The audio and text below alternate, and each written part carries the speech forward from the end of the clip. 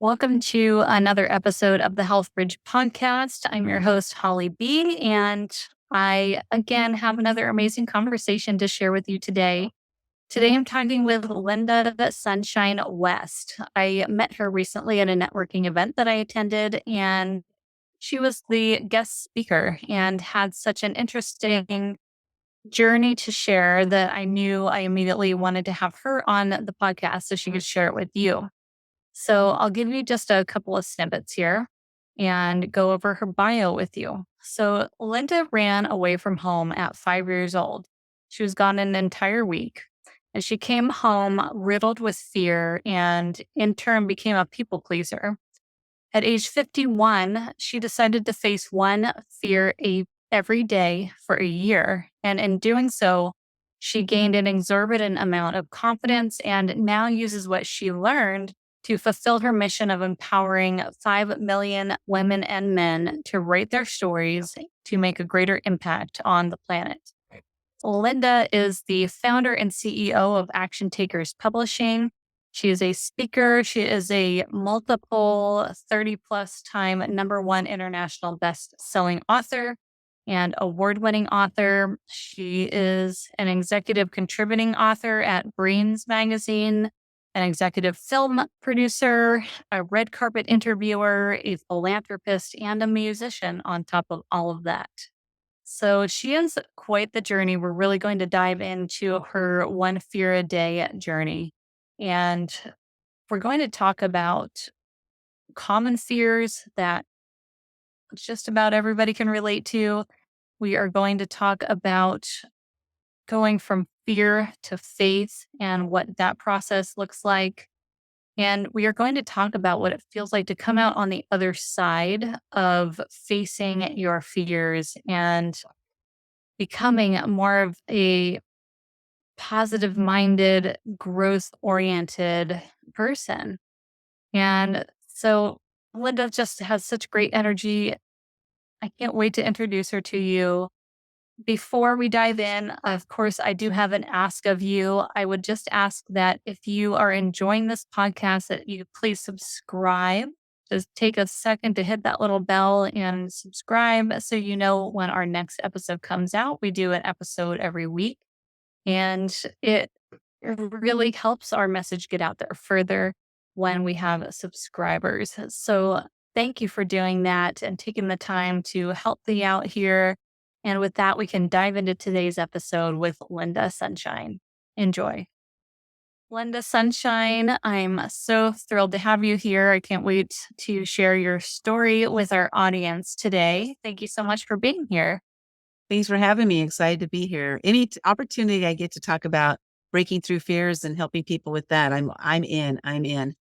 Awesome. Yeah, I think that fear, my community is centered around health and wellness, and a lot of people listening are in the chronic health space.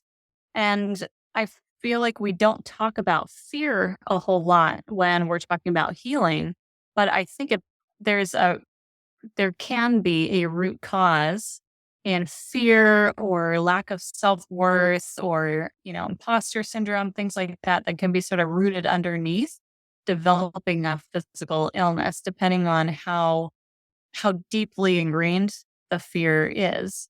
So I wanted to have you on because I heard you speaking recently and you were talking about how you went through this huge journey of confronting one fear a day for an entire year straight.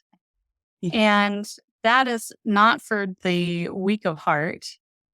And I really want to know, what was the catalyst for this kind of year of intentional discomfort and discovery that you went through?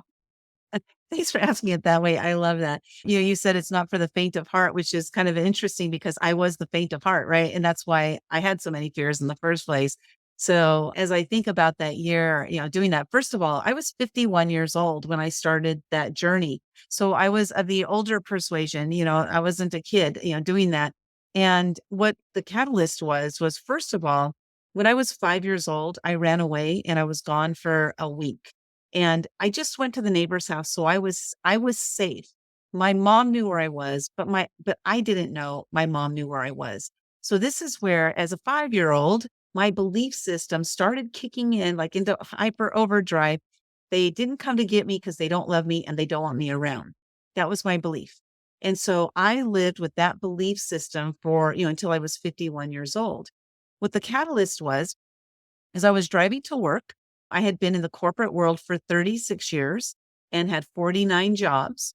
And I was driving to work on my 49th job, working for a judge in the Ninth Circuit Court of Appeals, which was the highest I could possibly go as a legal secretary, which I had done for 20 years, working at a bunch of different law firms. And so I was driving to work one day and I was like, oh my God, this is so boring. I hate this job. And I was so filled with this anger. Like I hated the traffic. I hated you name it. I hated it. I just had this deep pain that I had been carrying around for all those decades. They don't love me. They don't want me around. This is how I lived my life with that belief system. And so as I was driving to work that day, something was a little bit different. I said, I hate this. I can't stand this. Like, why am I here? Why am I on this planet? I don't have any purpose. I don't have any value. There is no reason for me to be here. When I got to work that day, it's kind of interesting because I was like, why am I here? When I got to work that day, there was a post that I saw on Facebook from a life coach. It said, I'm a life coach. I took some time off. I'm getting back into it. And I'm looking for 5 women who want to change their lives. And I was like, I don't know who this woman is. I don't even know what a life coach, but I know one thing. I want to change my life. And that was the start. That was the catalyst that put me on this journey. After I worked with her for 5 months, tremendous growth happened. I was moving into becoming a positive person, confident, believing in myself. But I realized that I had so many fears, and fears were stopping me from living my life. And so January 1st of 2015, something snapped inside of me. And it was that I have so many fears that are stopping me. I'm going to break through one fear every day this year. It was just totally random. I didn't have a list of fears, but that's what I was going to do, is to break through one fear every day. I had no idea what result I was going to get, what it was going to do for me. But I got to tell you, when you're willing to break through one fear a day, no matter the size of it, they say small fears, big fears, fear is fear. Fear is fear. And so no matter how big that fear is to you or to others, if you are willing to do something even remotely like what I did, your life will shift. It will shift. I am so glad I did that, because for the first time in my life, I started loving myself. I stopped judging others and I stopped judging myself. And that right there was a huge catalyst to my growth and my change, mentally, physically, spiritually, you name it. My whole entire life has shifted because of that year. That's an incredible journey to go through. And it's hard to wrap your mind around what that must have been like day by day. I mean, even just doing one fear a week would have been Yeah. incredible. But before we dive like even deeper into all that stuff, I am actually very curious just about like, I guess I'll call it the technical aspect of how did you do this? Like some fears are maybe easy to confront in a day, but other fears might take some planning. If you have a fear of jumping out of a plane, you can't just be like, today's the day I'm going to jump out of a plane. So, just out of curiosity, how did you maneuver that? Like, as you went forward, did more and more fears kind of come up? And did you start creating lists and planning these things out? Yeah. So interestingly, first of all, I didn't make a list. Like, it was like my plan. This was my whole plan. Every day I will wake up, and before I get out of bed, I will ask myself, what scares me? Like, that was the whole plan. And then my commitment. So next came commitment to myself to break through that fear, whatever it is, that day. I had to do it that day because I couldn't keep stacking them up. I got 365 days ahead of me. And so whatever the fear was, that, I had to break through that fear. And so what was fascinating for me is that, I took note of that. Like, is it going to be bungee jumping? Like one day I would just wonder, like, what's tomorrow's fear going to be? Am I going to be jumping, skydiving and doing these kinds of things? Am I going to be eating bugs? Like I had no idea what was going to come up. But fortunately, none of my fears cost me any money. And none of those fears were something that was like that, like death defying. It wasn't that. My fears were so deep rooted in the fear of judgment. The fear of judgment was my greatest number one overall umbrella fear, which fear of judgment is the number one fear on this planet. Most of us experience fear of judgment at some time or another. Some of us experience it all the time, like I did. And so it was really fascinating through that year because I started looking back and saying, what what's the common theme between my fears? And that's how I came to that realization. Let me see. Scared to talk to a stranger, scared to go to a networking event, scared to start a conversation, scared to go to a restaurant by myself and say one in my party, scared to go grocery shopping by myself, scared to go to a movie theater and watch a movie by myself. Why? Because I was so scared of what people were going to think about me. And the reality is nobody is thinking about me at all. They're too busy thinking about themselves. And so when I got that realization that my greatest fear was the fear of judgment, this was good news because now I could work on my fear of judgment. And as Yeah. I You sit could here pinpoint. today, I Mhm. have zero fear of judgment anymore. Yeah. Yeah. That realization allowed you to really pinpoint the root cause, basically. Yeah. Yeah. Yeah. And it started addressing that. So I love that these things that were coming up for you were very simple because I think when we think about fears, we tend to go to the big stuff, fear of Mm. heights, fear of bankruptcy, fear of, failure, marriage, or something like that. And it's really all these small things that add up to the big things. And if we can address those small things, then maybe those big things aren't so big anymore, aren't so scary anymore, you know? Yeah, definitely. And that right there is I wrote a book recently called Do It Because You're Scared. Because what I realized again as I'm going through this and I'm looking at it, I'm realizing that the vast majority of my fears, when I broke through them, that I was either proud of myself for doing it. Like the time that I was like, my fear for that day was to talk to a stranger in a Starbucks. I mean, that was my fears were very specific, by the way. So talk to a stranger in a Starbucks. I go Starbucks and I finally found a stranger to talk to him for 5 minutes. And I walked out of Starbucks and I literally felt like throwing up. I mean, I was so sick to my stomach that I started a conversation with a stranger. And these fears, no matter how, like I say, big or small, fear is fear. And our encountering that fear, like sometimes people will diminish or minimize our fears. But no matter what you think of my fears are real as real can be to me. And so there's this saying, one of the acronyms I keep hearing about fear is that false evidence appearing real. And that is so untrue. That is a falsity in itself because there's no false evidence there and it doesn't appear real to the person who is experiencing it. It is real. It is 100%. I'm going to validate your fears right now that every fear you have is valid for you. And that's what's important. So you have that validation. So what I realized though is that when I broke through those fears, I was either proud of myself. Maybe I met somebody that I never would have met had I not broken through that fear. And a door was opened that I didn't even know was closed because I walked through it.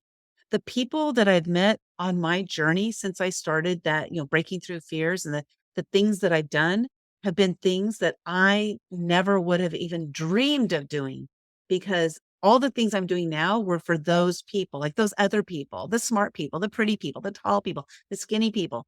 It was all for those people, not for me. So I'll share with you just one of the things that I've had an opportunity to do. That was one of those moments that I walked in and said, wow, that they just did.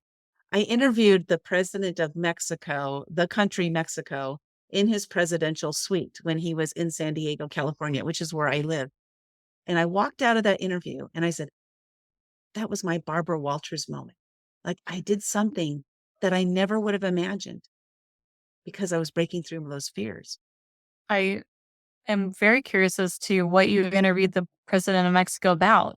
But aside from that, that's amazing. I mean, we have put the quote unquote other people on pedestals, right? Like Mhm. they're unreachables. And because you went through this process of breaking barriers and opening doors for yourself, the unreachables are now reachable. You don't see them on a different level as yourself or from yourself. You are now at level with the unreachables, you know? Yeah. I remember one day, so my mentor is his name is Greg Reed, and he was kind of the a catalyst for a lot of the things I'm doing today because I'm in his world, you know. And so one day I ended up organizing an event he hosts. It's called Secret Knock, and I became the organizer of that event. And I was bringing in all the speakers, and Les Brown was one of our speakers at this particular session. And so I'm having these conversations with Les about, his flight, his hotel, his car, and getting him to the venue and all this stuff. And I got off the phone and I was with my mentor and I got off the phone. He goes, "Don't ever do that again." And I said, "What?" "Don't ever fangirl like that." And I was I'm like, "I was fangirling." He goes, "Are you kidding me? Of course you are." What I realized in that moment is what he was telling me is that don't put people on that pedestal. They're human beings just like you are, Linda. You deserve to talk to that person. You belong in this place. That's what he was telling me.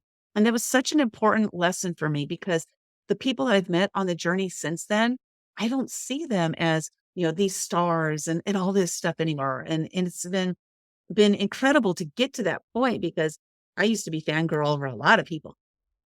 I like what you're saying there because I have been going through that process a little bit for myself as I've been building this podcast. Mm, And the some of the people that have been on my podcast are people that I didn't even necessarily know at first, but they were introduced to me. And for example, one doctor that I interviewed has been on stage with Les Brown. He's that caliber. And I got off and I'm just like, how are people like that ending up on my platform talking to me, little old me, and my imposter syndrome kicks in. But at the same time, I'm totally like, I'm just in awe that I'm at this place now where, I used to be the person that was always behind the scenes, terrified to talk to people.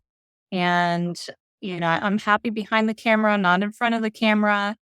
And I've never been comfortable speaking in a group setting. I would never raise my hand in class. I was that girl. And over the last year, as I've developed this podcast, I've looked back and thought, like, wow, can't, it's amazing to me that I am putting myself out here like this. And yeah, I might stumble, but with each episode, I'm getting better and better. And I don't feel as disassociated, I guess, with again those quote unquote untouchables or unreachables. I feel like I'm much more on a level playing field. Yeah, they might know a heck of a lot more about certain things than I do, but I'm also just as valid, and that's been a mhm. huge, huge development for me to go through. So doing this is handling some of those fears that I've always been held back by. That's fantastic. I love hearing that because, we women need to start speaking up. We need to just, step up into the spotlight. And for so many years, centuries, we've been, stifled, our voices stifled. I myself, when I ran away at 5, that was a brave thing to do. But when I came home, I became riddled with fears and I became a people pleaser. My dad was a very volatile, abusive alcoholic. And so I walked around with my fear blinders on and my fear controlled me of what I didn't do and what I did do. And so, looking back on my own life, like realizing that was a big deal because, somebody who has 49 jobs, some people might look at that and think like, wow, that's awesome. That's brave. But in my reality, my world, in my own reality, I did that because I was afraid of staying. And sometimes our fear of leaving is stronger than our fear of staying. And sometimes our fear of staying is stronger than our fear of leaving. whatever it was, I was always controlled by fear. So my life has shifted in that way that I no longer let the fear control me. And I say, oh, that's just fear. I have to do this because I'm scared. Because why am I depriving myself on those doors of being open? Why am I depriving myself of the results that I may get on the other side? And you mentioned fear of failure. This is actually one of my favorite fears is fear of failure. Because every time I fail, it means I tried and I got to learn something from it. If I fail and don't learn, now that's a travesty. But I am always intending to, what did I learn here? What did I got to the point that I even started asking myself while I'm failing, what am I learning here right now? So I can move out of the failure. So it's fascinating what can happen when when our mindset, when we move it into that place of accepting, of learning, of growing. And that's what shifted for me. That really was it. I want to share one short story here is because you mentioned, sitting in the back of the room. I was always the back of the roomer. I when I would go to networking events, I would drive to the networking event, sit in my car, get on Facebook, and never go inside and drive back home. That's how much fear I had. I didn't want to talk to strangers. I didn't want to meet new people. That's how much fear I had. So this one day, one of my fears that day, because I knew I was going to be attending this workshop, it was a marketing workshop. And the fear that popped into my head that day was to say something at the networking, that was my fear. So when it came around, the woman putting on the event asked a question for the first time in my entire life. I'm 51 years old and I'm sitting in this conference room with 14 other incredible, amazing women. I really look up to them. And for the first time in my life, I raised my hand and I answered the question. And what happened in that moment was the moment that I realized that I need to share my voice. The two women sitting next to me said, "That was brilliant. Will you repeat it? I want to write it down." And I heard their message as, "You, Lynda, need to share your message." And so I made a declaration at that time, and that was that I will share my voice every opportunity I get. When people invite me for their podcast, I always say yes, because there's somebody out there listening that needs to hear this message, to believe in yourself, that you are worthy. You are more than enough. Forget about your enough. You are more than enough. And a bag of chips. But it's time for us to share our voice, our message, because there is brilliance inside of you that people are waiting to hear. So that's my soapbox for today. I could literally feel the butterflies in my stomach when you're talking about deciding that you're going to say something and you sit there and you raise your hand. I know that feeling so well. I just got taken back to that moment when you said that because you're hearing Yeah. it from somebody else. I've been talking about for so many years, but hearing somebody else say that, oh my God, just totally took me back to that moment. I got Yeah, emotional in my eyes and everything. Yeah, totally. I know. Same here. Yeah. yeah, I know that feeling. It's terrifying. And yet there's no real reason for it to be. That reasoning is all a story that we've made up in our head. yeah. You Or know, that that other people gave us. Right. My first husband, every day for 2 years, yelled at me. "You're so stupid. You're so ignorant. People are only nice to you because they feel sorry for you." And I grew up in an abusive environment, which led to another abusive environment. And so when he said those things, I believed him. Unfortunately, I believed what he said. We adopt people's beliefs all the time.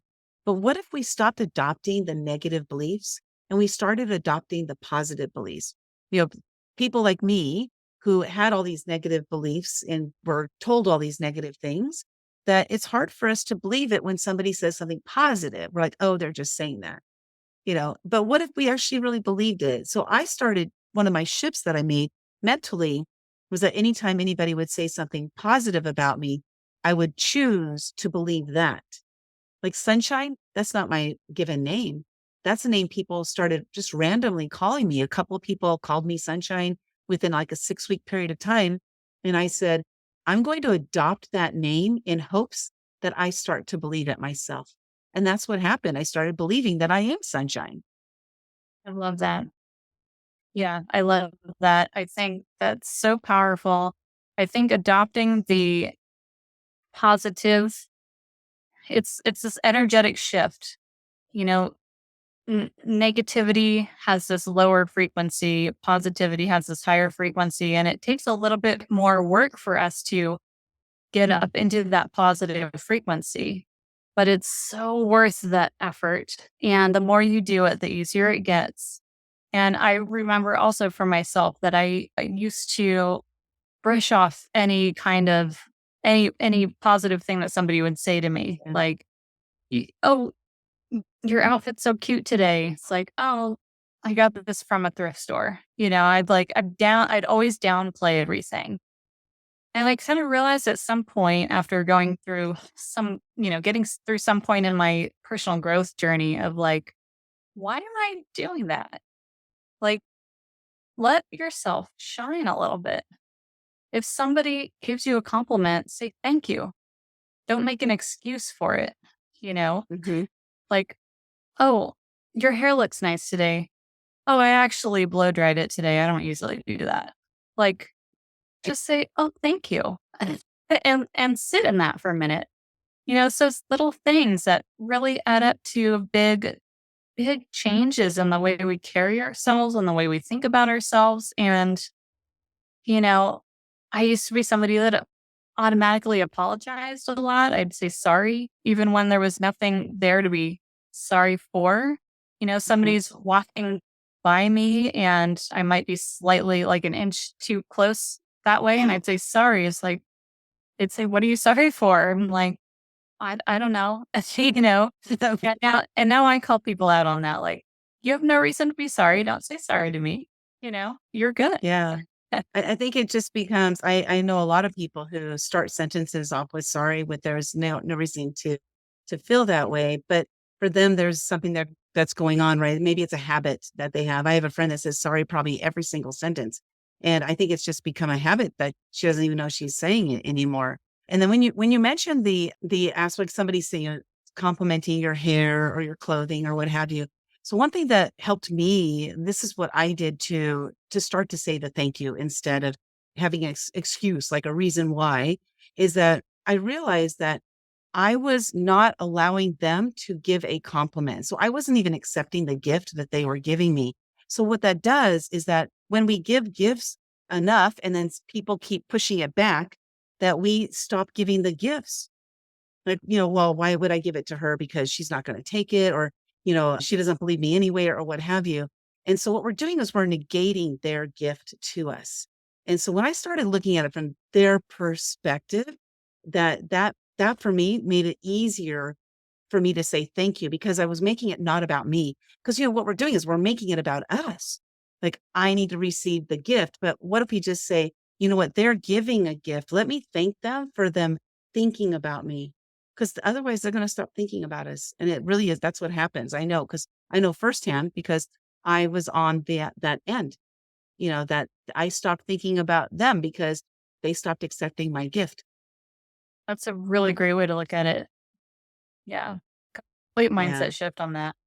Yeah. Mhm. I learned to flip everything because I was so focused on me, myself, and I, that I couldn't see from the other perspective. And so I approach situations, differently than I ever did before. And I'll look at situations from the other person's perspective.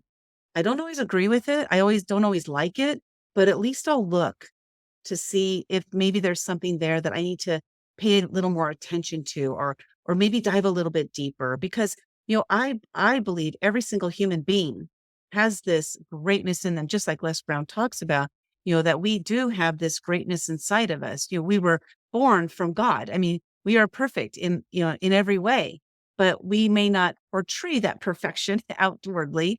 And I like to give people the benefit of the doubt. Is it hard for me to do sometimes? Yeah. Sometimes I just want to like jump over the rails and like strangle somebody. But I'll look at it, I'll be like, you know what? I need to stop doing that. And I need to look at them as a human being. And maybe there's something that's going on with them that I don't know about. You know, I don't need to be more cause to add fodder to whatever's going on with them.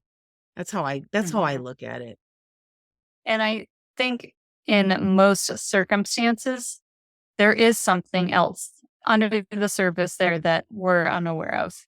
Yeah. And the same could be said about somebody observing us. So, that's actually something that I learned just from being in the customer service industry and in the restaurant industry for so many years is, some people come in with a super attitude. I don't know, maybe they just had a fight with their partner in the car on the way here, or maybe their blood sugar is super low and they really need some food like right now. I can't, maybe they just got fired from their job or somebody in their family is sick. Like, we don't know what's going on with them. So if they're rude to us, it's not cool, but it's not about us. Even if they make it about us, it's not about us. Yeah. And that was something that if I was going to be successful in that industry, I had to understand that in order to not get burnt out and run down by it. So I Yeah. think for me, knowing that helps me just approach life in general too, and just dealing with anyone in general. It's never about us. It's I was think on so we think you were saying earlier, we're always in this me, myself, and I scenario. Well, if we're always there, then everybody else around us is always there too. I think. right? And the sooner we can realize that, the sooner I think we can, have a greater understanding or more compassion, or, just kind of looking at different perspectives. Oftentimes what happens is we just jump to conclusion, or we react to things instead of responding. And I have this acronym I created called ALTA, ALTA. So when I'm experiencing something, something coming up, for the A, it's alto, which means stop in Spanish. I didn't want it to be SLTA, SLETA, so I did A for alto. So if I'm getting ready to like pounce on somebody, as an example, I like stop. First, I got to stop. And then the next thing is I need to listen. L, listen. I need to listen to myself and what's going on within me. And then I need to listen to them and hear what they have to say. Sometimes what I might do is I might take the information that I've been given and go to maybe one of my coaches or a mentor and take the information to them and ask them what they think, and then listen to them. And then I take that listening skill that I, tapped into, and then I think. I think about what I think. I think about what they said. I think about what they said. I take all this information and then I act based on that. And what this does is this enables me to act from a place of mindfulness instead of react from a place of emotion. So when we can move from the emotional state into the conscious awareness state, this is when we're able to really participate more, to participate better in conversations. We're able to come to a place of understanding, of compassion, of empathy. We're able to come from these places when we've thought it through. When we react to things, oftentimes it doesn't end up very good, you know? Like the other Yeah. day, you mentioned customer service. The other day I was on a call. I was angry about what was going on with my bank. Okay. And so I got on this call to talk to them, and I called from a place of anger. But they got on the call and they're like, "Hi, how may I help you?" And they were so sweet and everything. And they were able to pull me back, into this place of conscious awareness and mindfulness. And we had a great conversation. They fixed what I called them for, and everything was fine. But if that customer service agent got mad at me, I never would have calmed down to the point where I was appreciative of their time. And so the conversation, like, you being in that service industry, oh my gosh, like hats off to you, because I don't know if I ever could have done that very well. I don't know. I just never was in that. I worked at Carl's Jr. But other than that, like I was always in a different kind of industry, so hats off to you. I do think that everyone should be required to do at least 6 months of hardcore customer service, like, Yeah. just so they know what it feels like. Yeah. It could Yeah. change our world. Instead of like military, you're required to do some sort Exactly, of customer service. I love that. exactly, yeah. You talk you talk about fear and faith, and I think part of your journey was learning how to kind of step into having faith as opposed to being stuck in fear. Can you talk a little bit more about that and what that looks like for you going through that year? Like, how Yeah. quickly were you able to actually understand that and do it? And But is it's it interesting. and is it a daily thing, like a daily remembering that we have to do this? Right, right. So I came up with an acronym, and that acronym, because earlier I mentioned, false evidence appearing real, that's not true at all. But I came up with my own acronym, and it was while I was brushing my teeth one day and thinking about that other acronym. I was like, wait a minute, when my faith is strong, my fear is weak. When my fear is strong, my faith is weak. So what do I need to do? I need to tap into my faith when I'm experiencing fear. So I said, faith erases anxious reactions, because anxiety, fear, all those things that are going on, it's all just like a sort of anxiety that's going on within us. So if I can tap into my faith, and that will subside my anxiety, because you can't have faith and fear together. It's one or the other. If I can tap into my faith, this is faith in myself that I can do it. This is faith in my coaches and mentors, because they trust in me and believe in me that I can do it. And then this is tapping into faith of God. I do believe in God. And so tapping into God and saying, oh my gosh, I tried me, I tried them, it didn't work. Now I need you, tapping into that. But when we can tap into that faith, what happens is our fear is lessened. It might actually disappear, but it will get lessened, because when our faith is strong, our fear is weak. It's just an automatic thing. So what do we realize in this moment? I'm experiencing fear right now. My faith is not strong. So I need to tap into my faith. So if we can move into that space and then move through that fear, just having faith, again, 99% of the time, when we break through our fears, the results we get on the other side are great. So why are we depriving ourselves of that result that we're going to get?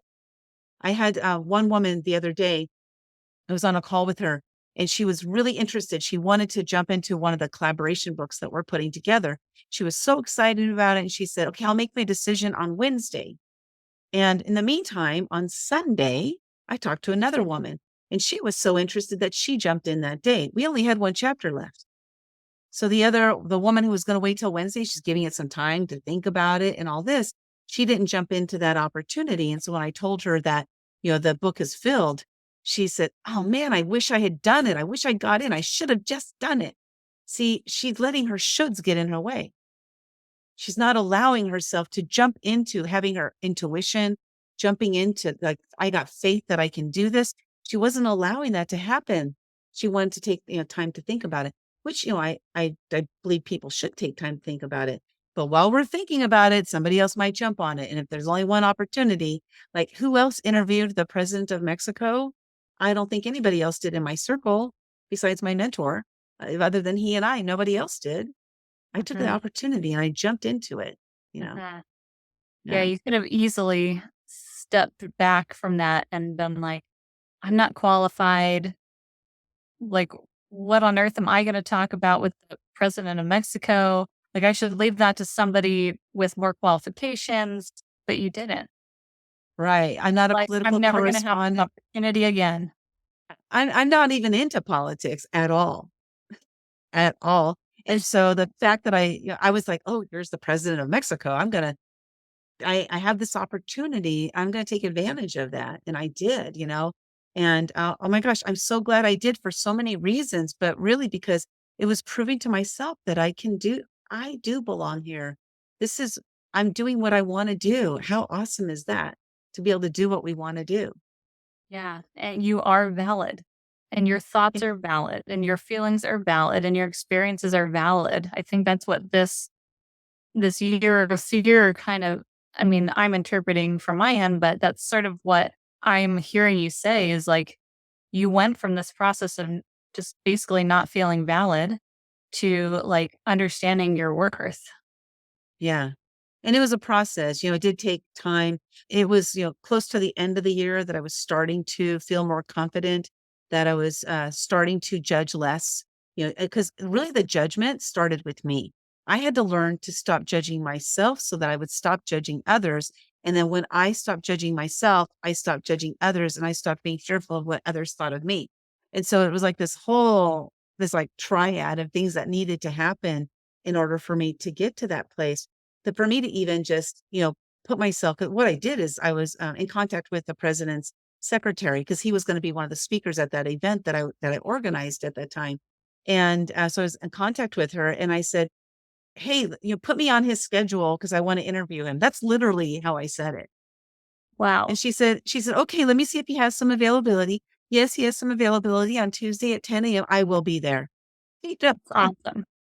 yeah, Yeah. and it's just like doing that, doing what you want.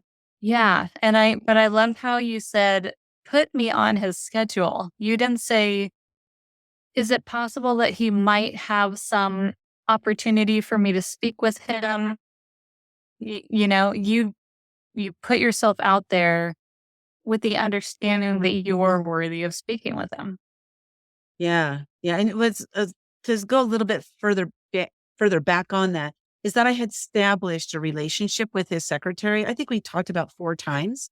We would chat on the phone, we did WhatsApp chatting, and so we had a little bit of a relationship that was being built. So for me to get to that point that, it did take that relationship. I had, like, with Kevin Harrington, the original shark of Shark Tank, right?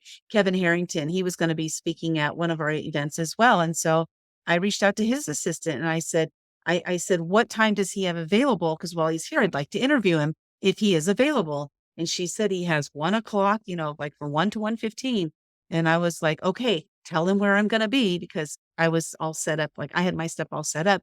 "Tell him where I'm gonna be and let's get him on." And so she put me on his schedule. Now it didn't happen at 1 o'clock. It ended up happening about 2 or 2:30, but I kept wrangling him and he's, "Okay, it's, hey, come on for the interview." And I kept after it because I knew what I wanted. And I realized that I was letting so many years of my life slip by because first of all, I didn't know what I wanted. But the things that I did know that I wanted, I was too scared to go after.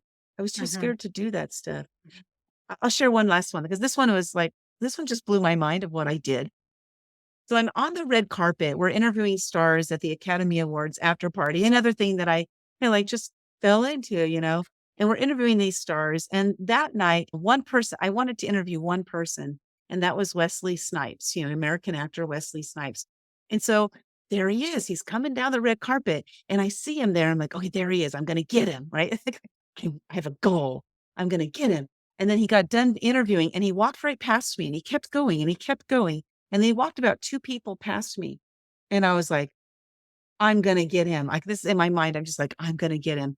And so what I did is I literally stared at the 2, the interviewer and Wesley, and I stared at their body language, their lip movements. I was hearing every single word they were hearing. I was listening for that split second moment that I would have in order to bring him back to talk, to interview him. And so I heard that moment. I touched his elbow and I just guided him back over to me. And I said, "Mr. Snipes, it's my turn." He didn't care who he got interviewed by. He was just there to be interviewed by everybody. And so his handler was with him and his handler let me guide him over. And I had that opportunity. It was like a minute and 30 seconds, but it wasn't about the interview. It was about the fact that I took the steps to get what I wanted. That's where, for me, that was one of those moments that I'm so proud of myself. Look at what I did. I got what I wanted. I didn't hurt anybody to get it. Right. You didn't hurt anybody to get it. Mm-mm. But to rewind to what you were saying, you talked about previous in your life, you didn't have clarity on what it was that you wanted. Yeah. Again, I feel like we're very similar in so many things. And I felt that way for so long. And it just turned into this like depressive state that I went through and had to go through in order to get the breakthrough of moving forward. Right. But Mhm. I just for so long, I call myself a late bloomer. I have no problem with that term, but I think maybe you can relate. So Yeah. yeah, I didn't have direction in life. I knew I like these sort of things. I'm interested in these sort of things, but I didn't feel qualified to do anything more than customer service. And I just felt very stuck. And it wasn't until I finally started addressing mindset and really diving into that and switching how I viewed my life and how I thought about myself and allowing the compliments, all those little steps. And then I was able to start getting more clarity around a vision for the future. But it was a process that I had to go through. And I've realized that, and I really appreciate people that have a very solid focus from early on of like, this is what I'm meant for. Maybe things don't go to plan at some point, but regardless, they've got a specific focus. They're driven and they're going for it. And I just didn't understand that until I finally figured out my mission and my purpose. And now I have so much clarity and I can see the vision. And now it's just like, okay, let's work backwards. I can figure out the steps that I need to take to get there.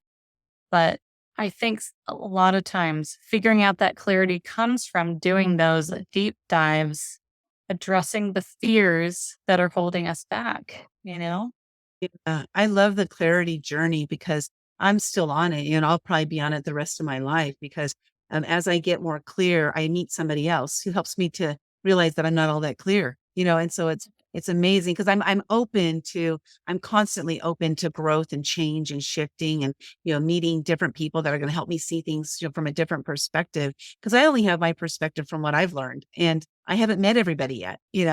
And one thing I say is that I didn't know I was in the darkness until I was in the light. See, in the darkness that I lived in for those first 51 years of my life, that darkness, there is no clarity in darkness. The clarity is in the light. And so when I started to, like, when I met that life coach, that was like I was in this dark tunnel and like a little pin light was put into that tunnel that I could see that there's something else out there. I don't know what it is, but I need to go discover it and find what it is.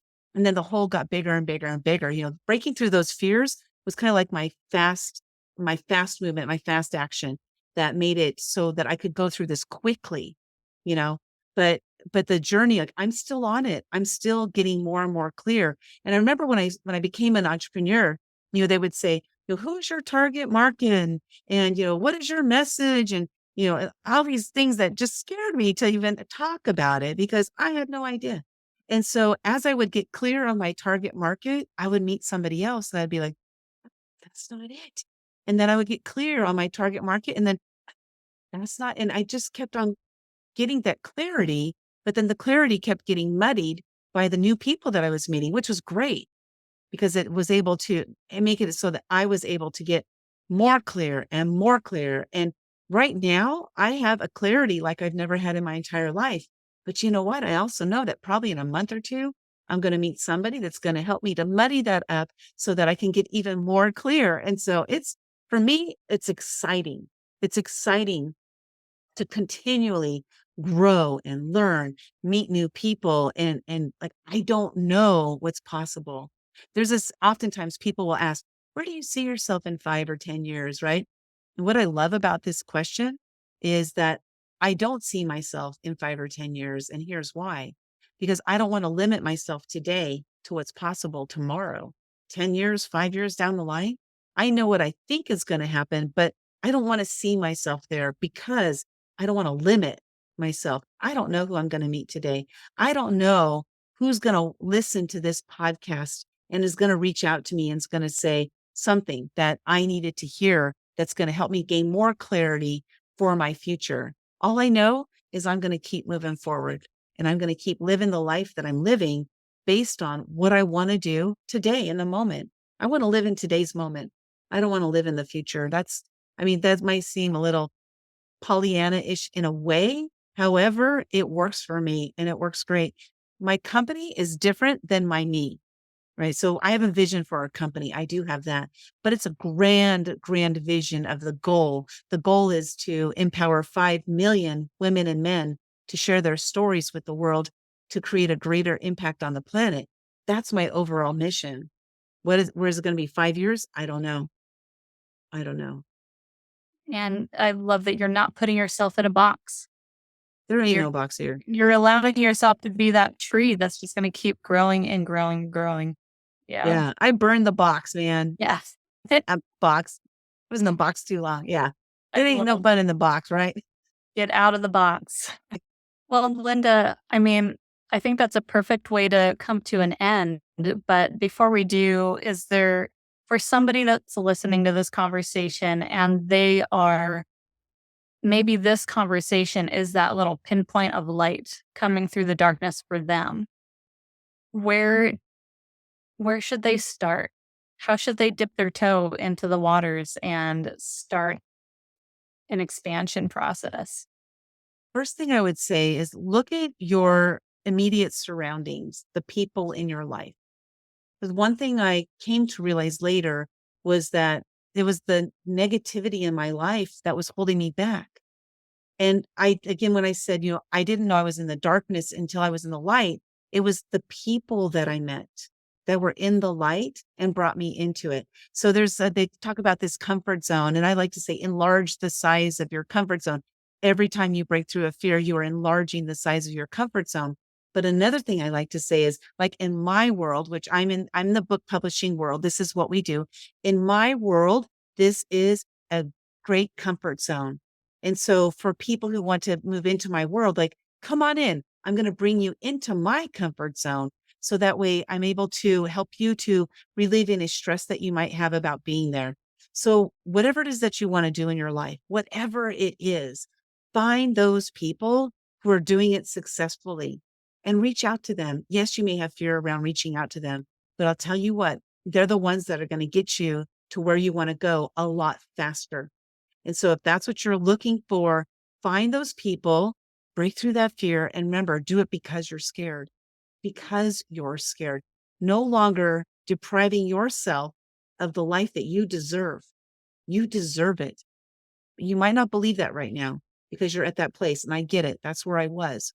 But once I started getting what I wanted, then I started believing that I do deserve this. So it's kind of like the cart before the horse, but just get yourself out there. And remember, just do it. Like, I'm scared.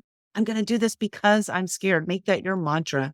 I'm going to do this because I'm scared. And give yourself that gift. That gift that you can give yourself is to do it because you're scared. Yeah. My Oh, entire life has shifted because of that. yeah. Completely shifted.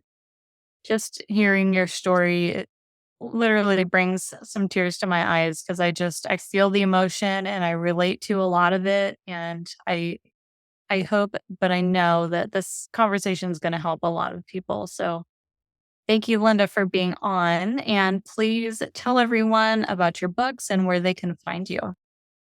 Well, got a lot of them. I'm a 36 times #1 international best-selling author. So talk about just the do it because you're scared. You can go to our website, actiontakerspublishing.com/do it. That's how you can find that book. So it's actiontakerspublishing.com/do it. And, I absolutely love what I do because it's all about sharing our story, our message. I found that when I started sharing my own story, that I went through a tremendous amount of healing. Today, I can stand here and share my story without tears because I've healed. And so the power of our story is not only for us, but also for others. It can help us heal, and it can also help others on that road, that journey to healing of themselves. So I believe it's truly imperative for us to start sharing our stories, whether it's in books or it's on interviews like this platform here, or doing videos or what have you, that it's imperative for us to share our stories so that we can heal and make this planet a better place. Thank you, Lynda, so much. I know everybody's going to start following you, and I hope that they reach out to you as well. Thank you for being here and sharing your incredible journey with us. Thank you for having me. I truly appreciate you. Such a great conversation with Lynda. There were so many talking points in there, so many jewels and gems. But what stuck out with me the most was her acronym FEAR, which is Face Erases Anxious Reactions. And she spoke to the fact that you can't have faith and fear at the same time. And to use that as a gauge to see where you're sitting in your fear or in your faith at any given moment. If you are feeling those uncomfortable fear sensations, those emotions welling up, well, then it's time to dive into your faith. It's time to put trust in God, put trust in the universe, put trust in yourself that you can find a way through this fear. It's very empowering to know that you have a choice in that. You can choose fear or you can choose faith. Again, faith erases anxious reactions. When we are in fear mode, we tend to react versus respond. So, again, identifying when you're in fear mode and you are just in the act of reacting to the circumstances versus being in faith. You can be in the same circumstances, but having the faith gives you that extra buffer to where you can sit with it for a moment and decide how you're going to respond to whatever the situation is that you're confronted with. Confronting fears for myself, moving into the entrepreneurial space has been a process for me. I'm not going to lie. It's ongoing, because I don't know what's coming around the corner tomorrow and I don't know what fear I'm going to have to manage next. But I'll tell you, it really creates a calmer sense of confidence in myself as I put myself into these uncomfortable situations, these fears, and I move through them anyway. And I say it's okay to feel this way. It's okay to experience these things. And it helps me move forward with confidence where I was stuck. I mean, just absolutely stuck before in my life. So I hope that this helps you. I am sure that it will help you in some aspect of something that you're going through. So, taking the conversation that you heard with Linda and I, take that to the next step and think about this, journal about this. What are some fears that might be holding you back from health, from wealth, from real positive, loving relationships, from true friendships, from the career that you want, from the family that you want? See if you can take this a little bit deeper. See if you can identify things that are holding you back. Maybe you don't term it currently as fear, maybe you term it as fact. Sometimes we see our fears as factual when in all reality they aren't. It's just the experience that we've acknowledged thus far. So often, when you start to do this personal growth work, where you thought there was only one door that was either open or closed, turns out there's a door right over here, and another one right over here, and another one right over here, just waiting for you to acknowledge their existence. So be open to the possibilities. That's all I'm asking. Just be open to the different possibilities that may be out there for you as you start to do this work. And reach out to me, reach out to Linda. Let us know where you're at in this process. If this is something that you struggled with, if you are actively moving forward and working on your growth, or if you're too scared to start, let us know. We're here to support you. And also, if there's somebody that might need to hear this and might really enjoy hearing this, please share this episode with them. Linda has a hefty goal of helping 5 million women and men uplevel themselves to help the greater good of the planet. So, you sharing this episode could help one more person and get her closer to her goal. So, thank you again for listening. Thank you for sharing. Thank you for subscribing. And I look forward to seeing you on next week's episode.